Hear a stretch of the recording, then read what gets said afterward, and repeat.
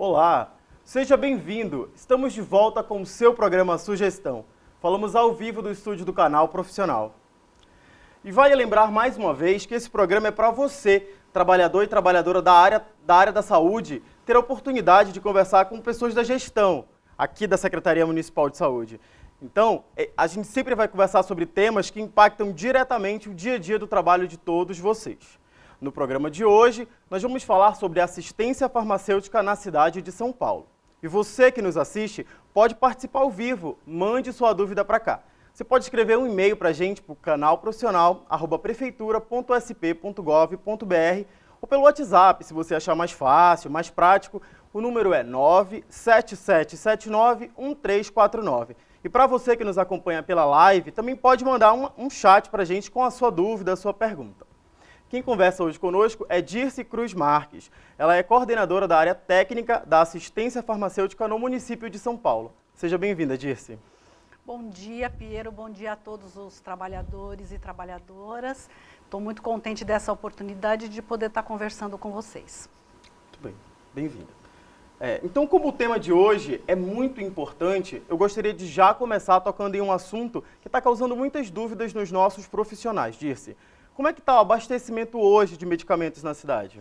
Bom, na verdade, a gente tem, sim, de fato, alguns problemas, né, no abastecimento de nossas farmácias, mas é importante eu passar algumas informações para vocês.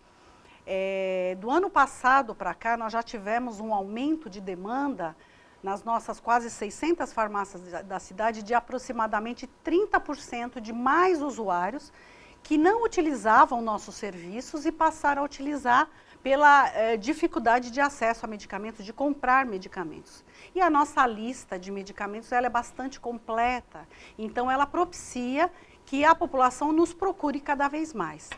Existe também uma limitação orçamentária, né, que impacta nas ações e no planejamento, né, na dificuldade orçamentária que todos os órgãos públicos hoje em dia estão vivendo. Além disso, é importante também dizer que o mercado farmacêutico tem dificultado bastante o processo licitatório.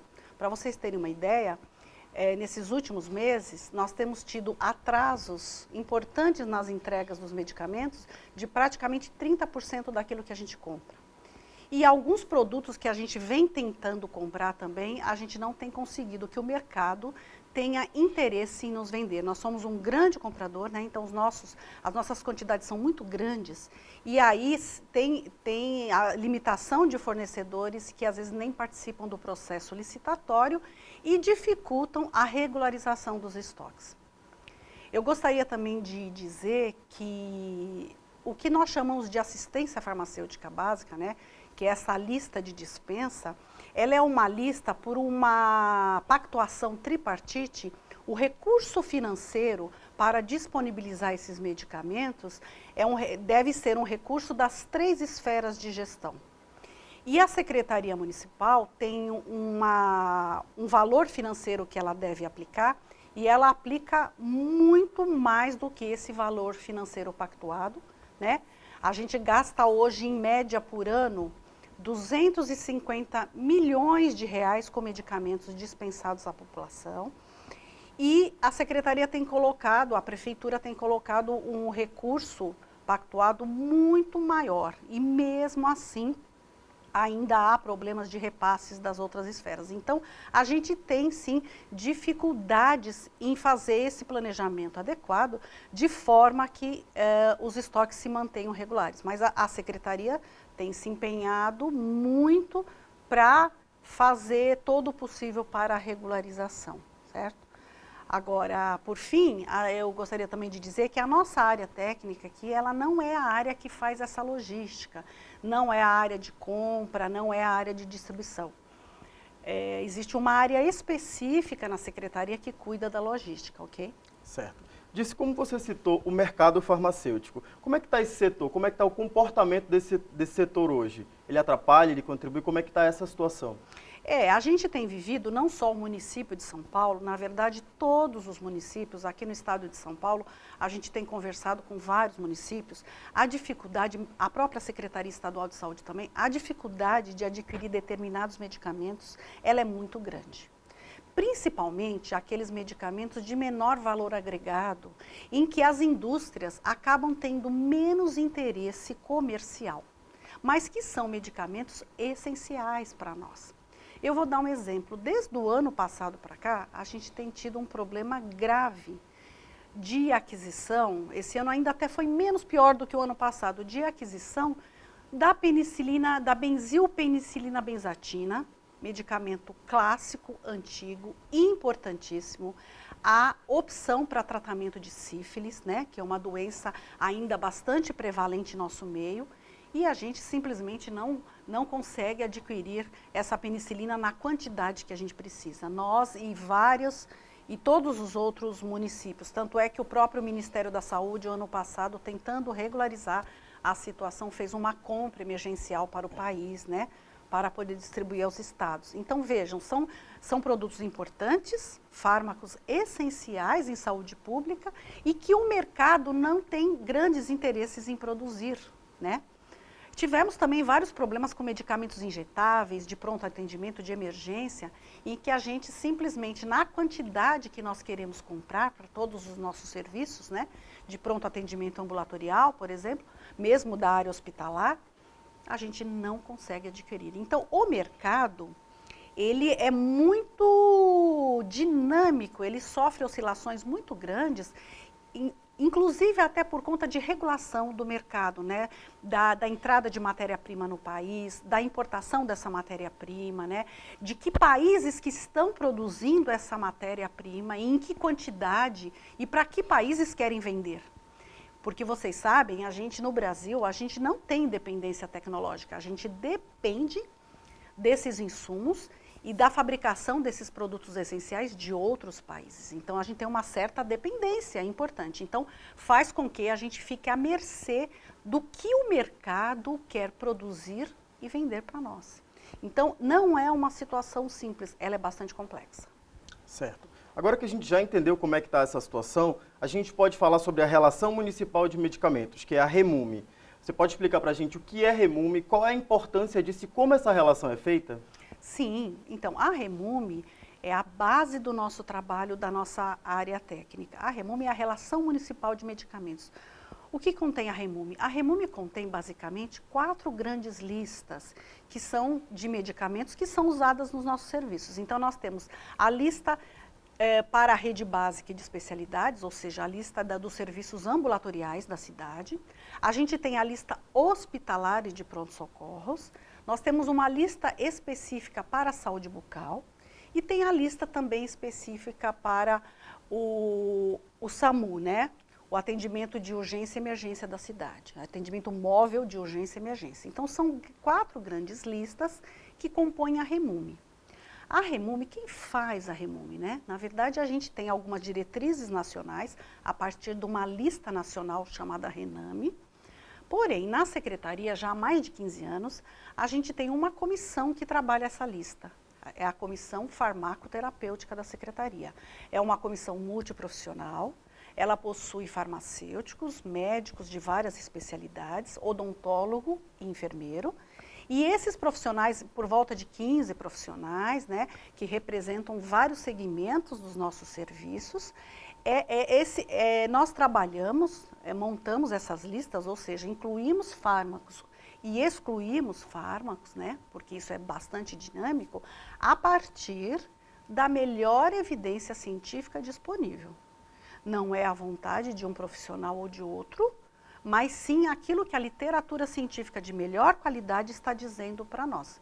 Né? A gente trabalha com o que a gente chama de revisões sistemáticas da literatura, que são compilados dos estudos clínicos isolados sobre fármacos e que dão um indicativo para nós, um fármaco comparado a outro, qual é o melhor que apresenta maior eficácia e segurança e que deve então fazer parte de uma lista de saúde pública. Então, em linhas gerais, e essa comissão trabalha dessa forma. E ela recebe a contribuição de maneira escrita, existe um formulário próprio, de que todo profissional da secretaria ou da sociedade pode se manifestar e solicitar a inclusão ou a exclusão de algum fármaco da lista. E a comissão vai analisando essas solicitações. É claro que essas solicitações também devem vir embasadas com a literatura científica que demandou esse pedido, ok? Certo. E olha, a gente quer registrar aqui uma participação pela live agora do YouTube, da Lucila Gouveia. Ela assiste a gente do Rio de Janeiro. Sim. E ela quer saber qual é a importância do farmacêutico na equipe de saúde. A gente acabou de responder a pergunta da Remume, falou que é multidisciplinar, e agora a gente vai responder essa participação pela live. Então, olha, o farmacêutico, né, eu como farmacêutica já vou aqui vender o meu peixe, vamos dizer assim. O farmacêutico na nossa secretaria tem uma importância muito grande para fazer esse elo de comunicação entre a equipe multiprofissional, né, e todas as questões relacionadas à assistência farmacêutica. Felizmente, aqui na nossa secretaria, Laila, eu não sei como é aí no Rio de Janeiro, se você trabalha em instituição pública também, mas aqui na cidade de São Paulo, nós possuímos farmacêuticos em todas as regionais de saúde, em todos os distritos sanitários e nas unidades de saúde, na grande maioria delas, né? Então, o farmacêutico deve ser aquele que propaga a informação, que veicula a informação, além de cuidar das questões logísticas e de gestão das nossas farmácias. Então, ele é um profissional importante e a gente vai falar um pouco mais sobre ele hoje, detalhando as suas funções. Nós possuímos aqui na secretaria um manual de atribuições desse profissional e que ele deve desempenhar esse papel de interlocutor, além do que também ser parte, aquele farmacêutico que está no nível local, na unidade de saúde, ser aquele que faz também a parte clínica junto à equipe multiprofissional. Tá certo. E você, que está assistindo a gente, faz que nem a Lucila. Manda para cá a sua pergunta, ficou com alguma dúvida? Escreve para a gente nesses contatos que aparecem aqui na sua tela, que a gente vai responder ao vivo aqui com a Dirce. E agora a gente tem mais uma participação que chegou agora por e-mail. É do José Helder Almeida, da diretoria clínica do Hospital Municipal Dr. Benedito Montenegro. E a dúvida dele é o seguinte, é a respeito da dispensação dos chamados remédios controlados. Parece que há uma resolução do Conselho de Farmácia que proíbe que tais medicamentos sejam liberados sem a presença de um farmacêutico na unidade. Dessa forma, como proceder quando há ausência do profissional? Negar o fornecimento da medicação? Sabemos que os enfermeiros podem prescrever medicamentos quando estabelecido em protocolos supervisionados por médicos. Não seria o caso de fazer também um protocolo para isso? Sim, então essa sua questão, ela é uma discussão que está acontecendo neste momento no gabinete da secretaria. Existe sim a legislação, né, que define que a dispensa de, por exemplo, medicamentos controlados deve ser feita sempre na presença do farmacêutico. Embora nas nossas unidades de saúde nós tenhamos farmacêuticos em uma grande maioria delas, em alguns horários que essas farmácias funcionam, realmente o profissional não está lá. Agora, nós temos que lembrar que aqui na secretaria nós temos também o técnico de farmácia nas nossas equipes, que é um profissional, de regra geral, um profissional de 2º grau, que fez uma formação técnica nessa área. Não é um profissional reconhecido perante o Conselho Regional de Farmácia, o Conselho Federal de Farmácia, mas é um profissional, sim, reconhecido na Prefeitura de São Paulo e tem uma carreira própria. Então, a gente tem o farmacêutico e o técnico, com atribuições bem definidas. Quer dizer, um técnico bem orientado, ele tem condições, né, de fazer uma dispensa adequada. É claro que o farmacêutico tem uma atribuição mais complexa e mais abrangente, mas o técnico, sob supervisão do farmacêutico, pode fazer. Mas existe sim, de fato, a questão da legislação, né? Então, o que vem acontecendo agora nesses últimos meses? O gabinete da secretaria, a nossa secretária adjunta, tem tido conversas com o Conselho Regional de Farmácia para que a gente chegue num possível consenso, porque vejam só, nossas farmácias, elas não estão comercializando medicamentos, não têm interesse em vender medicamentos de forma irregular, pelo contrário, né? As nossas farmácias só dispensam mediante prescrição e tudo mais para os nossos serviços, né? E atendem também receitas de fora, mas enfim, a gente não pode também dificultar o acesso da população a esses medicamentos tão importantes. E é claro que existe uma limitação, inclusive de fiscal e financeira, para que a gente consiga rapidamente ter farmacêuticos todo o horário de funcionamento dos nossos serviços. Nós, nesses últimos 5 anos, nós praticamente quintuplicamos o número de farmacêuticos na rede básica e de especialidades. Nós estamos com mais de 400 farmacêuticos na rede. Mas ainda é insuficiente para cobrir todo o horário de funcionamento, isso é verdade. Mas estamos lá com o técnico o tempo todo, certo?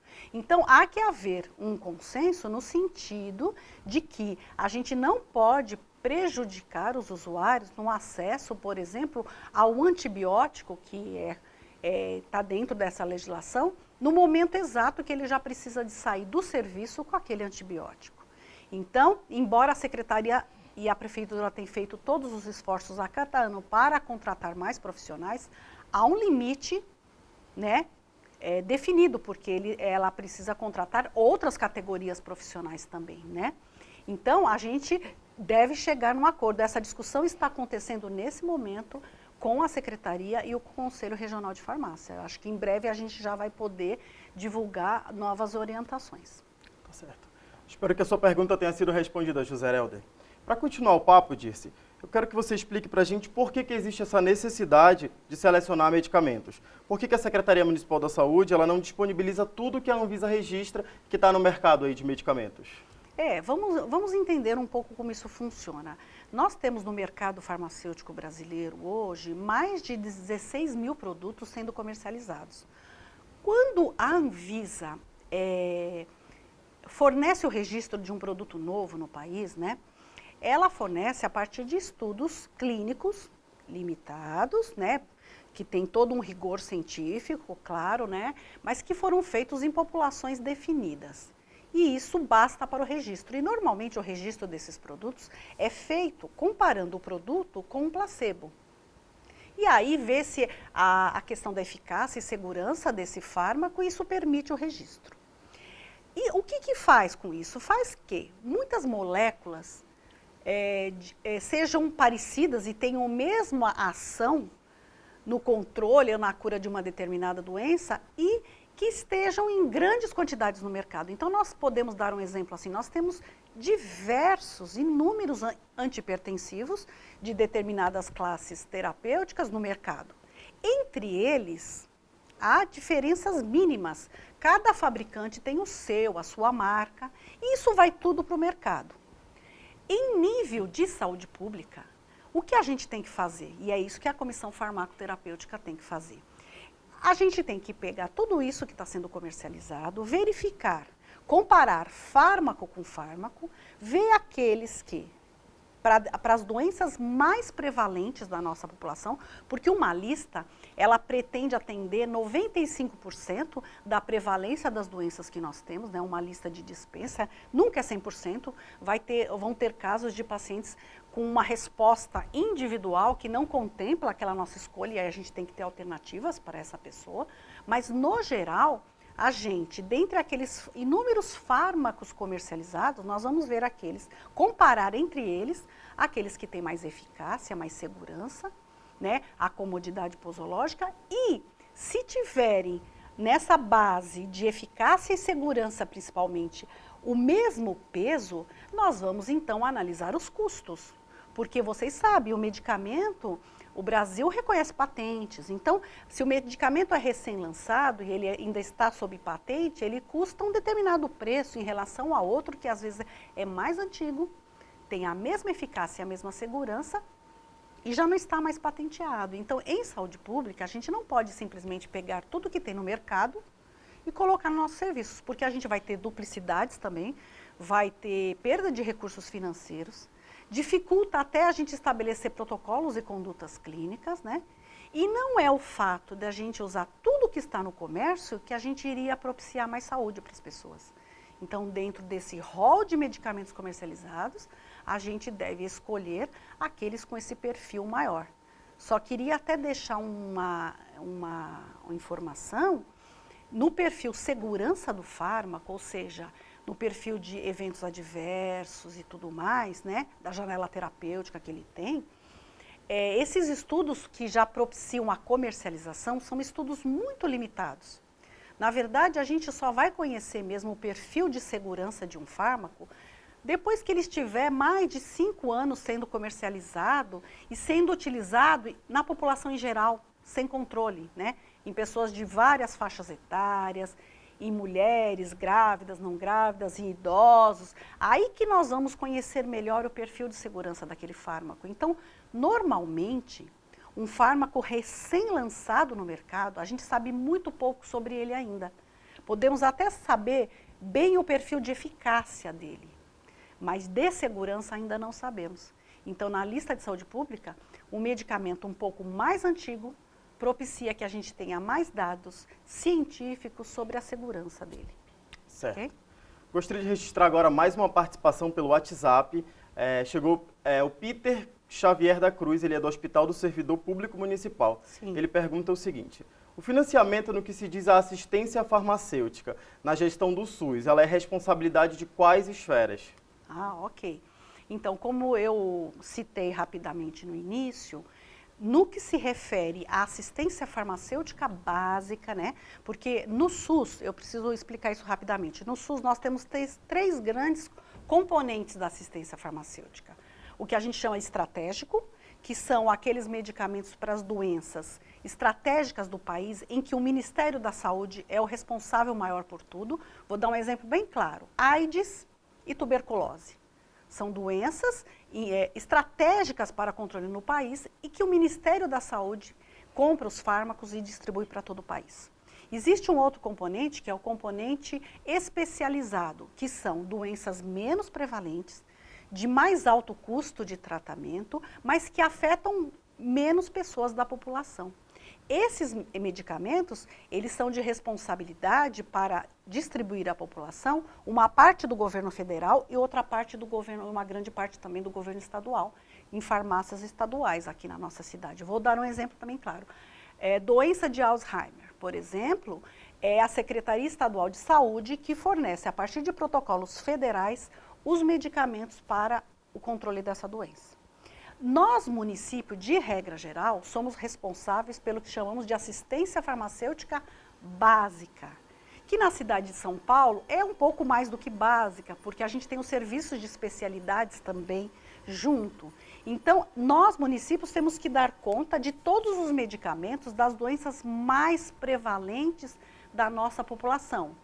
Essas clássicas, hipertensão, diabetes, asma, os transtornos mentais, né? E outras tantas, né? Elas são responsabilidade do município e aí vão compor as nossas listas. Mas o recurso financeiro, como eu disse, para assistência farmacêutica básica, também tem uma parte federal e deve ter uma parte estadual. Embora o município de São Paulo coloque o recurso financeiro muito maior do que essas outras instâncias. Ok? Eu não sei se era isso que você gostaria de saber, mas de regra geral é assim que funciona. Então pronto, Peter, eu espero que a sua pergunta tenha sido respondida. Se ficou mais alguma dúvida, escreve pra gente. Dirce, existem muitas portarias, protocolos e condutas terapêuticas que eles são definidos e publicados pela Secretaria Municipal de Saúde. Por que é preciso estabelecer essas diretrizes clínicas? Então, uma diretriz clínica, um protocolo, como queremos chamar, o que ele é? Ele nada mais é que um compilado de informações da literatura científica, que é muita produção científica, que sistematiza na forma de uma conduta terapêutica.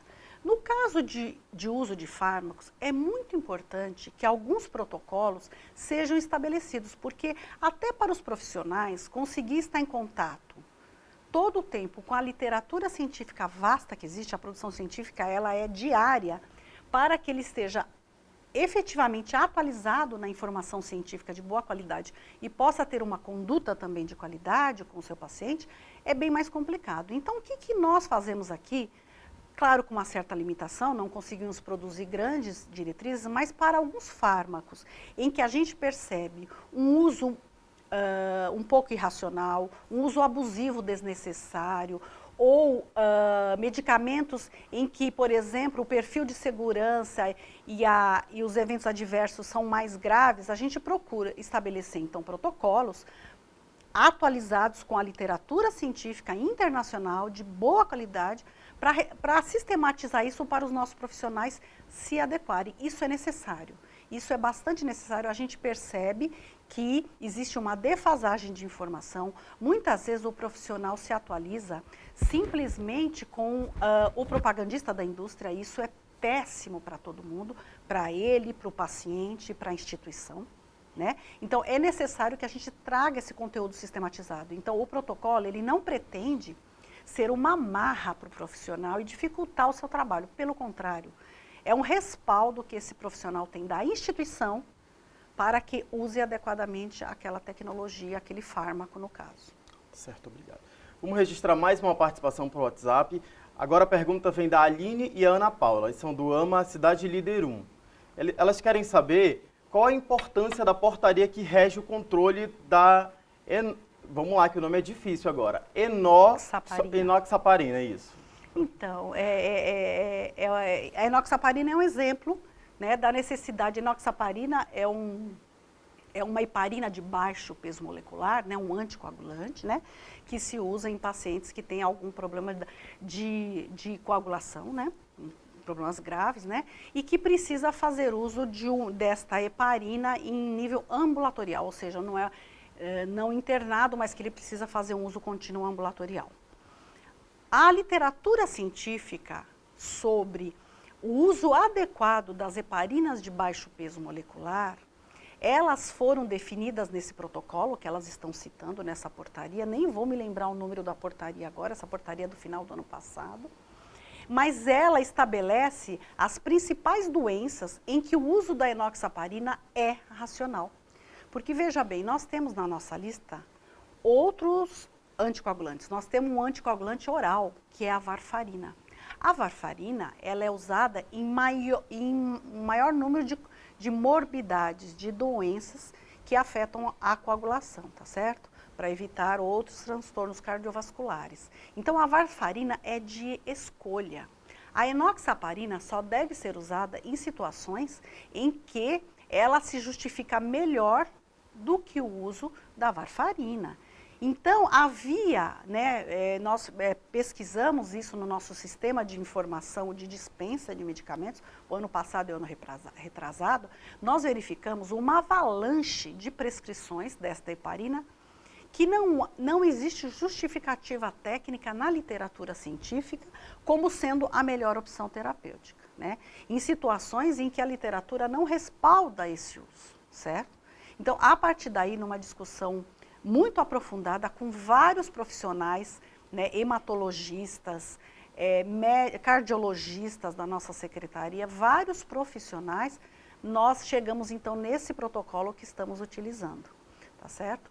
É que para que a gente propicie o uso adequado dos fármacos. Então, a gente está lá com a varfarina em determinadas condições, está com a enoxaparina em outras condições. Isso foi necessário, como eu disse antes, para que a gente induza a um uso adequado desses fármacos.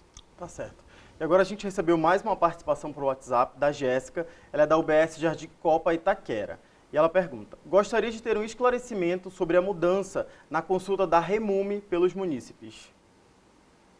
Na consulta? Isso. Na mudança da consulta da Remume pelos munícipes. Jéssica, eu de fato não entendi qual é a sua pergunta. Você poderia reformulá-la? Eu não sei exatamente. Você diz a consulta aonde os medicamentos estão disponíveis. O que de fato você quer dizer com a sua pergunta? Me desculpe, eu ainda não entendi. Então vamos lá, Jéssica. Se você está assistindo a gente aí agora ao vivo, manda para cá a sua pergunta mais uma vez, esclarece, que a gente vai continuar o nosso papo aqui e a gente volta na sua questão. Para continuar aqui, a gente quer saber como que essas orientações, esses protocolos que a gente falou na pergunta anterior, eles podem contribuir na desmedicalização da rede e em que medida isso pode acontecer? Então, olha, no exemplo da desmedicalização, né, que não deixa de ser uma estratégia também de uso racional dos fármacos, eu posso dar um exemplo que a gente viveu assim muito intensamente dos últimos 2 anos, que foi o protocolo que estabeleceu o uso do metilfenidato. O metilfenidato é uma anfetamina. usada em crianças e adolescentes com transtornos de déficit de atenção e hiperatividade, né? Que é um transtorno que a literatura científica também ainda é bastante controversa, né? Existem pesquisadores que vão por determinadas linhas mais organicistas, outros vão por outras linhas de conduta para abordar essas crianças que apresentam esses transtornos. Em geral, a análise desses casos ela é bastante complexa. Você precisa analisar todo o comportamento familiar, o comportamento na sociedade que essa criança está, ou seja, na escola, né, nos amigos e tudo, para, de fato, verificar o que esse comportamento dessa criança, o que está querendo dizer, né? Qual é o sofrimento que ela apresenta e qual a melhor maneira de intervir nisso. O medicamento, o metilfenidato, por ser uma anfetamina, ele já traz em si vários riscos, né? Em especial riscos cardíacos. Então, se a gente vai introduzir um medicamento desse numa criança, num adolescente, a gente tem que a equipe que atende essa criança, ela tem que estar muito consciente e ter analisado aquele caso muito profundamente, porque muitas vezes a abordagem dessa criança, né, o que eles chamam hoje em saúde mental a abordagem singular, ou seja, para aquela, né, o plano terapêutico singular para aquela criança, muitas vezes pode passar por outras ferramentas, né, de psicoterapia, da área de psicologia e psiquiatria, que não precisa de utilizar fármacos. Isso seria o melhor, porque esse fármaco traz embutido riscos para essa criança, ok? Em algumas situações, em alguns momentos, às vezes essa criança se beneficia do uso desse fármaco por um determinado tempo, até que o tratamento mais complexo possa ser realizado e essa criança possa melhorar. Então, a gente estava percebendo que o uso desse fármaco, ele estava sendo feito um consumo muito grande, isso não é só na cidade de São Paulo, o Brasil, no mundo, está sendo o maior consumidor dessa substância, isso é uma coisa absolutamente preocupante, e nós aqui na cidade de São Paulo entendemos que a gente tinha uma responsabilidade sobre isso, já que tínhamos incluído o medicamento na lista. Então, a gente tinha a responsabilidade de rever as condutas que estavam gerando esse consumo excessivo desse fármaco. Então, nós revimos o protocolo, fomos à literatura, fizemos discussões técnicas, quase um ano sobre isso, com profissionais da secretaria e fora da secretaria, profissionais de outras instituições, e conseguimos chegar num protocolo onde que o medicamento é apenas mais uma ferramenta para abordar o sofrimento dessa criança e dessa família, mas que não pode ser a ferramenta principal. E aí os CAPs, os serviços de apoio psicossocial infantil, passaram a ter uma abordagem diferenciada desses casos e naturalmente caiu o consumo de metilfenidato. Então a estratégia ali não foi em absoluto a questão da compra do fármaco, de reduzir a compra. Não, até porque ele é um fármaco muito barato, por sinal, comparando com tudo que a gente compra. Mas a questão ali foi rever o consumo de metilfenidato na nossa secretaria. E temos notícias com a área de saúde mental que estamos tendo resultados interessantíssimos. Tá certo. Você viu que o nosso bate-papo aqui está muito interessante. Você que está assistindo a gente, ficou com alguma dúvida, escreve para a gente, não perde a oportunidade. Faz a pergunta aqui que a Dirce vai responder ao vivo. Então você já sabe, pode mandar o e-mail, pode mandar o WhatsApp ou pela live aqui no YouTube também. Então, Dirce, agora para a gente continuar falando em tecnologia, falando em canal de comunicação, a gente também tem disponível para a população o aplicativo Aqui Tem Remédio. Vamos acompanhar agora como é fácil a utilização desse aplicativo. A Prefeitura de São Paulo lançou o Aqui Tem Remédio, um aplicativo que auxilia a encontrar em quais farmácias da rede municipal de saúde os medicamentos estão disponíveis. O Aqui Tem Remédio pode ser acessado pelo site aquitemremedio.prefeitura.sp.gov.br ou baixe o aplicativo. Busque Aqui Tem Remédio na loja de aplicativos do seu celular. 1. Busque os remédios desejados.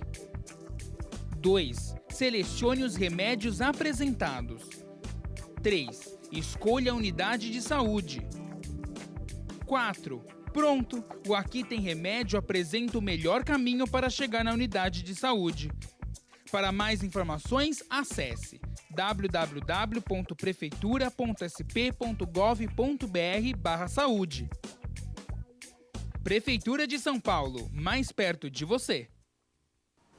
Viu só como é fácil?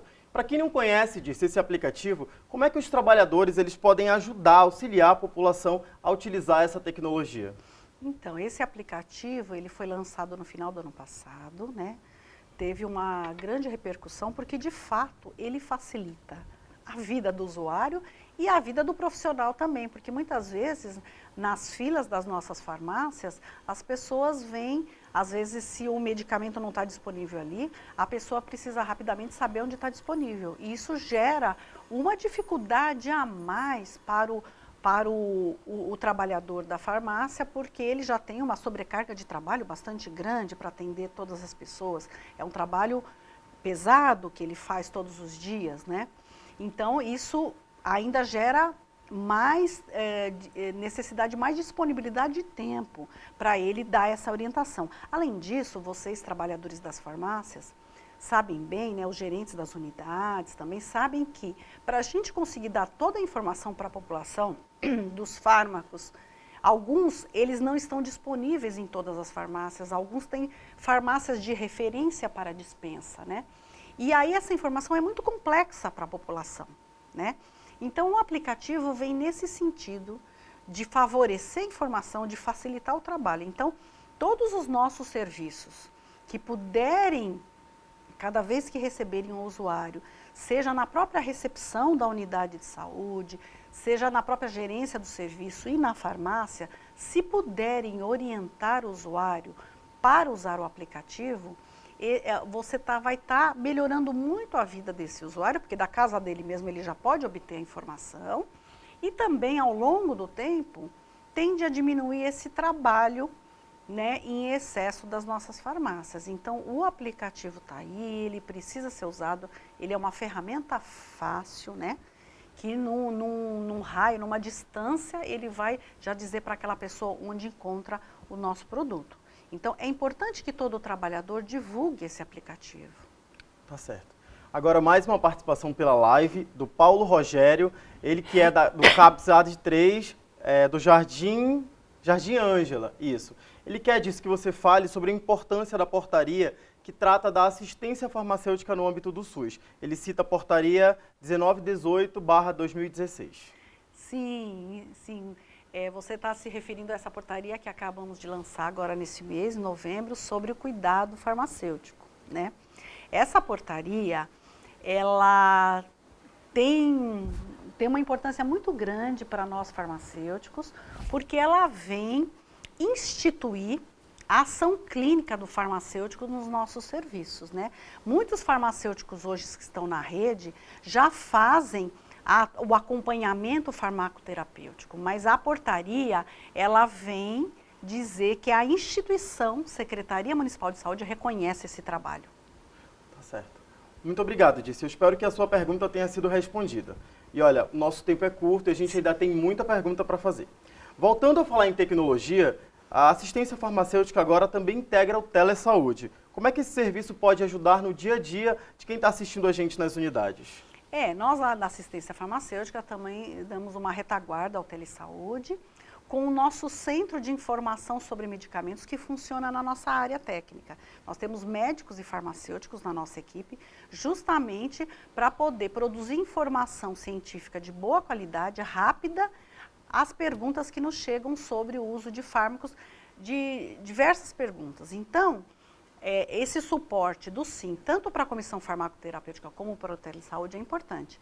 Se você tiver questões e quiser receber respostas bem compiladas a respeito de uso de fármacos nas diversas vertentes, você pode acessar o nosso SIM.